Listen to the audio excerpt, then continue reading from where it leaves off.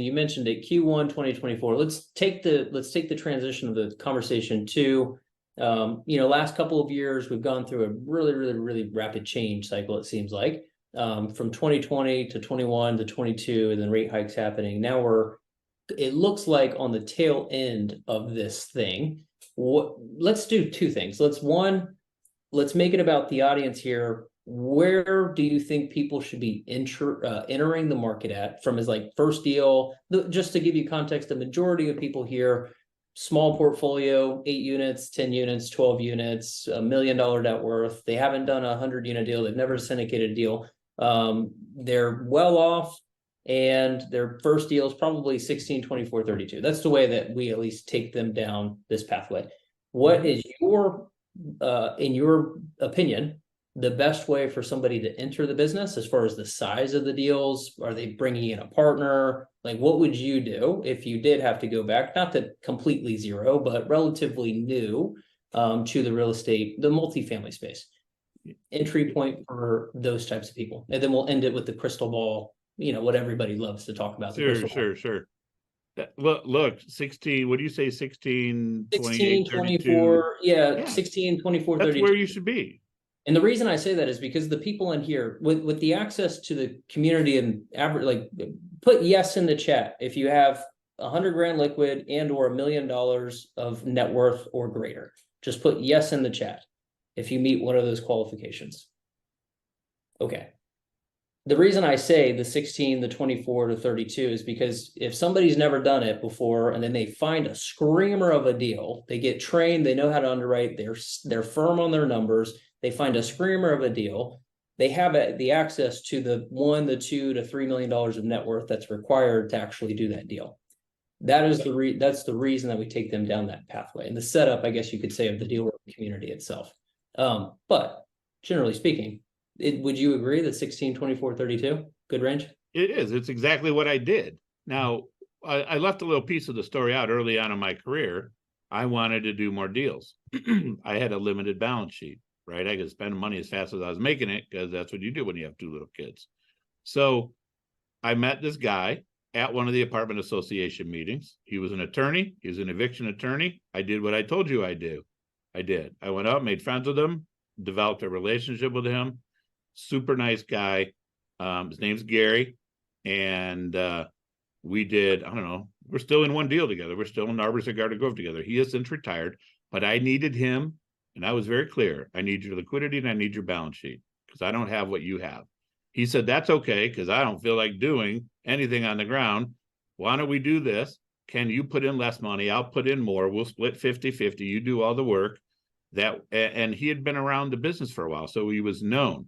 So, Gary's on it. Oh, okay. The lenders are like, we're good, right? So that's what I did early on to give myself the ability to do a few deals. And that's what you need to do. There's how many people in this group? 59 right now? Yeah, 60. Yeah. There's find people that you mesh with. And please don't get into 6, 8, 10, 12 GP groups. Don't do that. Please don't do that. But form 2 or 3 people. Develop a relationship, a real relationship, and go into this thing and allow you, they'll let you stack your net worth and all of that. And that's how I would get started. That's exactly how I wowould get started now. No different. And that's what I did. That's how I know it works. When you are competing in the Florida market or the Texas market, or these are the markets that you're interested in, and you are new, and there's going to be 100,000 other offers, other than trying to play up to the broker, what distinguishes you? What can you do to make you stand out or be different? Because I'm not at the level where I could have a fund. I know that that's where I would head, but that's not where I'm at today. So how do I compete in a competitive market, or do I need to go elsewhere? No. So you need to have some staying power.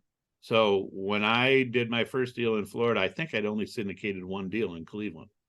So I wasn't some big heavy hitter guy when I came to Florida. Well, that's a really competitive market. So what I did was very similar to what I told the first gentleman. You've got to get brokers to know, like, and trust you. How do you do that? By underwriting the deal, going to tour the deal. Some people say, oh, I'm not flying there because I don't want to waste the money. Dude, you got to go there. You got to have FaceTime with these brokers. They got to see that you're real, because even a Zoom call, they didn't have Zoom calls, when I went to Florida, but even Zoom calls don't give you that face-to-face contact that you get when you meet with them. So you underwrite, you really get into your underwriting, you do it all the way. You ask really good questions, then you go tour the property. They're like, wow, this person's really serious. Now, if you're trying to buy a $70 million deal and you've never done one, No. you can do that all day long and you're not going to get a deal. I'm just telling you, that's what will happen. But you continue to develop these relationships. I have a wacky story. Gabe's probably heard it, but I was trying to figure out, man, how do I make myself relevant? I mean, in the state of Florida, there's a lot of people with a whole lot of money. Like I'm a pimple on maybe somebody's, what? And I thought, you know what? I'm going to do this. And my wife is like, are you out of your mind? So I said, I got 5 deals to look at. I wanted to fly in the morning and fly out at night. So I hired a driver, a car. So they picked me up at the airport, and I did not know this was going to happen. This kind of happened by accident. The guy shows up, full tuxedo, full limo gear, get up, black SUV. You can imagine what the rich people do, right? Yeah. And do you know the guy that sold me the Tallahassee deal was the first deal I saw that day? And he said, when I drove up in the SUV and the guy got out and opened my door for me and I stepped out, that broker's jaw hit the floor. He's like, oh, wow. Well, it cost me $500. That was a lot of money. Right. But did it work? Yeah. Because now they started to pay attention. Okay, maybe this guy's got some money, or else he's nuts. Who the hell would pay that much money to have somebody drive him around? So you just got to get creative, develop those relationships, stay in, trying to buy something that makes sense. And, just don't lie to them. Just, think about what they're trying to do. They're trying to close deals. And, I made every promise I could to them. I said, you give me the deal. Arbors at Garden Grove was a great one. When Nick gave it to me, I said, Nick, I promise you, this will be the easiest deal you've ever done. I will not retrade you. We are going to get this closed. And we kept every single promise. And that's what brokers care about. So think about what matters to them, because they only get paid when you close. Right? So many people are coming in, I'm going to get him. I'm going to get it. I'm going to get under contract and I'm going to retrade him. Well, unless you're a really big whale, you're going to have trouble with that business plan, because you're going to do that to them one time. They'll never give you the time of day again, because they don't want to deal with people like that. They want to know that they get the deal done. So that's how you do it. Just think of creative ways and stay in their face. Just keep calling them, keep touring. Don't be afraid to go there, because we're a social species, right? We want to connect with people, and brokers are no different. And do you recommend, you're not wasting their time if you're touring things that you're not really ever going to buy? Well, you know what I would do? People will laugh at me for doing this, but I would even say to guys like Nick and Mike, they're big deal, right? I said, guys, let's schedule my tour right when I know you're already there. I do not want you driving all the way there just for me, because I don't. They're like, wow, this guy, he actually doesn't want to inconvenience me. Oh no, they would say, no, don't worry, I'll just send the low guy in the office. We don't care. Or they would say, I'll just back you up to another tour that we have. So these all, it's doing these things to help them feel like you're actually somebody who's trying to help them get their deal done, because that's what they care about. Right. Okay. Those are good questions. It takes a while in competitive markets, but stick to it and you'll get deals. I hope so. It's been a while. How long has it been? It's been about a year and I'm not getting anything. I've been doing this for 25 years, and the deal I did with Gabe was the last deal I closed. June of 2022. June 24, 2022. It's been 18 months, almost 20. And I have investors committed to the fund waiting. And the conversation I have with them, guys, we got to be patient, because you're paying me to make money, not just do a deal. And what I don't want you to do a deal is don't get FOMO, please. You know what FOMO is? Fear of missing out. Oh, everybody else is closing deals, and don't worry about them. Just worry about yourself. I have a little pressure on myself, because I feel like you got to get it done in these next 2-3 years, and you got to really get it done. And to get it done in the way that I would like to get it done, I have to get it done now, so that there's things that I could say are on my resume, so things will roll. So there's a lot of pressure and nothing is happening. Well, let me ask you this. I've been doing this for 25, 26 years. Yeah. I've got a lot of experience, fair to say. Yes. I can't find a deal. In very volatile times, where do brokers go? They go to people with experience. They go to people with money raised. They want sure things, and we can't get a deal. So the only reason I'm telling you that is because you don't have all of those things, and you're having trouble finding a deal. I'm with you. I mean, you're preaching to the choir. We are all having that challenge. This has been a very challenging time to buy right now, but it too will pass. It will. I think it's going to be 1Q of next year because rates are starting to come down. I think that's going to give sellers the relief they need, and those interest rate caps, and those loans are going to come due, and it's going to give them enough breathing room that they can get out with and save face. That's what I think will happen. I don't have a crystal ball, but that's what I think. Honestly. I hope, because I agree. I tend to agree. That's why I'm feeling the pressure. Yeah. Imagine if you had $10 million worth of commitments and you got I wish I had $10 million of commitment, but I'm working on it. But just stick to it. I'm just telling you, this game, you have to stick to it, because you don't. I've only done that's a silly statement, but I've only done 18 deals over the last 26 years, and I've made a ridiculous amount of money. See, it's not how many deals you do, it's how much money you make. Just remember that. Because when you get into a deal, if you don't do your homework and you don't understand, you do a bad deal, it is extremely difficult to get out of. Just ask the people that are stuck in these deals right now that bought them in 2 years ago. They didn't understand finance. They didn't buy rate caps that were good. They are really stressed out, and all their investors are losing money. Okay. See, that's what happens if you don't do a good deal. And that's what I don't want you to do. Just stick to it and look to guys like Gabe for the blessing, right? That's what I did when I bought my first deal. Okay. Thank you. You're welcome. Keep going. If you need more motivation, let me know. I will. Right? Thank you. Sure. Why not skip the small stuff and do bigger deals, because it's the same amount of work to pull off a 200 unit deal than it is to pull off a 8-unit deal? Why do well, it's going to be hard for you to get that deal. So if you're wealthy, you have a big balance sheet, you have the net worth, you have the liquidity, maybe you can, because you can maybe bring in a third party experienced manager to manage it, and you can convince the lender that you're good to go. So that's a possibility, but most people don't. That's not their situation. It wasn't my situation. Yeah. So if part of the problem that you have, and maybe you don't understand yet, is there is one individual who determines whether or not you get that deal, and that's the broker. Because what happens is they get all their little offers, they put it in a little spreadsheet, they send it to the seller, then they set up a meeting, a call, and then they go through the offers. They decide, the brokers tell the seller, this is where I think you should cut it off, or best and final. And then the next question is, Mr. Broker, who is this guy? And who is that girl? And who is this person? What do you know about them? And they are 1,000,000%, unless they already know them, they're counting on that broker to tell them who they should go with. Now, that's why brokers get really pissed if you retrade them or back out of a deal, because they were likely very involved in making that decision as to who got the deal, and you just kind of stuck it to them, right? That's why they don't like that. So that's what really, honest to God, that's what really happens. And when you go through the buyer interview process, and Gabe's been around for these, he knows it is very detailed. They want to know, can you really get this thing closed? And if you're talking to them, somebody that owns a 200 unit building, probably isn't their first rodeo. They're going to ask you little detailed questions, and you're going to fumble.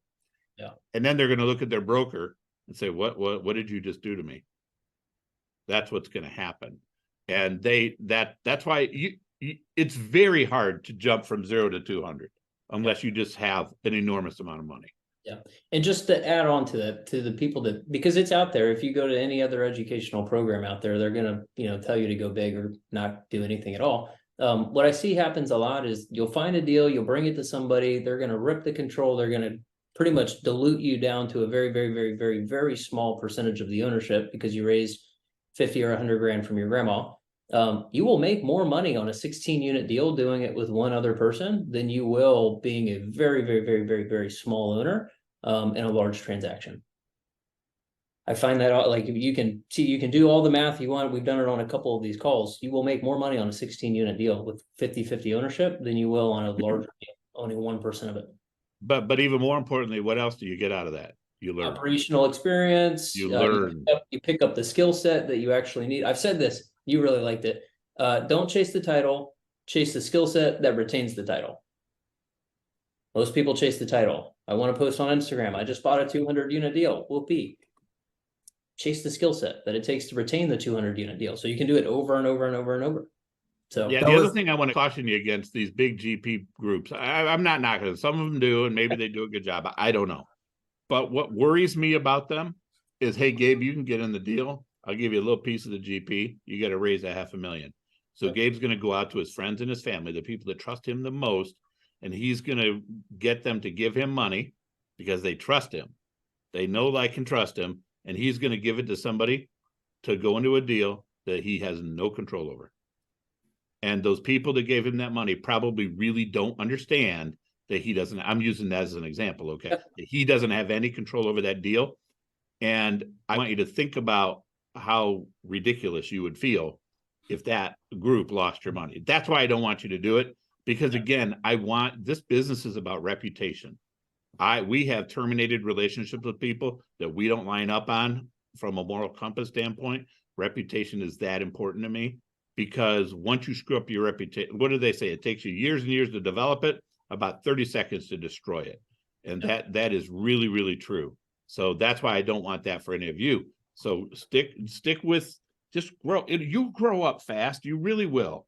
You really will. It'll be shocking how fast it happens, especially if you have kids, because life goes by very fast when you have kids. Trust me. How important is it to know your numbers and know your underwriting for everybody? And I know the answer. I just want you to say it. So because I really, really, really like, it's really important for everybody here to grip into it. But from you, 25 years in the business, a lot of success. Because you've gone full cycle and you've seen people that have their underwriting with their projections and it not going to plan, and you've seen it go south.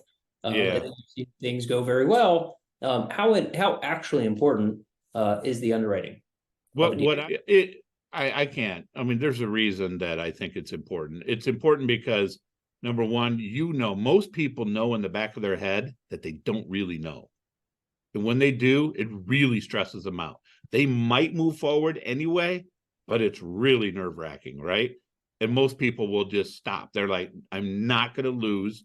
My wife, my husband, my kids will kill me if I lose a whole bunch of money. My family will kill me if I lose their money. So they usually stop. So number one, you got to do it because you got to be confident. The other thing is, I don't know how many investor calls you've been on, but there are a lot of investors that like the gotcha questions. Or even I was on a buyer interview call very recently. They said, Ken, how are you going to staff this property? Tell me exactly how you're going to staff it. And tell me about this and tell me about that. And how are you underwriting this? And how are you underwriting that? Well, if you don't really know the how, the why, and the when, if you don't know that stuff, you can't BS. I can't BS my way through that stuff. I just can't. And they sense it. Your investors will sense it, and they won't invest with you. So numbers are easy for me. That's the problem for me. I'm a CPA by background, commercial lender. They don't bother me anymore. You don't need to understand numbers quite like I do, but you got to have a pretty good understanding. This isn't hard. Yeah. Every single number on that P&L you can prove, except repairs and maintenance and unit turn costs. You can't prove those out. But every other number, I can call the pest control company. Hey, what do you charge for a 30-unit property in Orlando? Okay, call another one. Oh, okay, I must have the right number. Put the number in the sheet. Literally, if you do that homework and then you're sitting in front of a lender or an investor and they ask you, well, why is this way? And why is that way? You know all the answers. Yeah. And that's how you be successful. I know I'm getting long-winded here, but I'm just telling you, so many people, the book says it should be $200 to $400 per unit, so I use 300. Well, that's not an answer. I mean, that's not an answer, and that answer will get you in trouble every single time. And if you like the content that we've shared here, please be sure to subscribe to our channel and hit the bell. So thank you again, and have a wonderful day.